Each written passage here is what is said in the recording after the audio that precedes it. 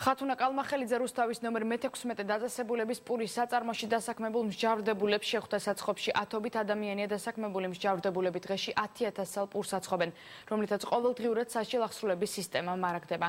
მინისტრის განცხადებით სამინისტროს ერთ-ერთი პრიორიტეტი მსჯავრდებულთა დასაქმების ხელშეწყობა, რომლის ფარგლებშიც პენიტენციალურ სისტემაში სხვადასხვა ტიპის საწარმო მოქმედებს.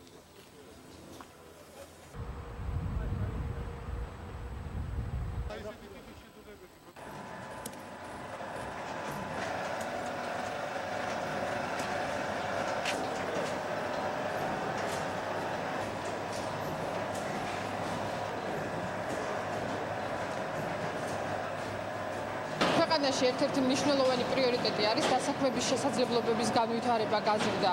ამ თვალსაზრისით სასჯელ ახსრულების სისტემაშიც მიმდინარეობს სამუშაოები, რა თქმა უნდა. ჩვენ გავხსენით რამოდენიმე პურის საცხობის საწარმო, სადაც ათეულობით მსჯავრდებული არის დასაქმებული. ისინი თავისუფლების აღკვეთის სისტემაში მოიხმარენ თავიანთ ხელფასს და ზოგიერთ შემთხვევაში ოჯახებსაც კი არჩენენ.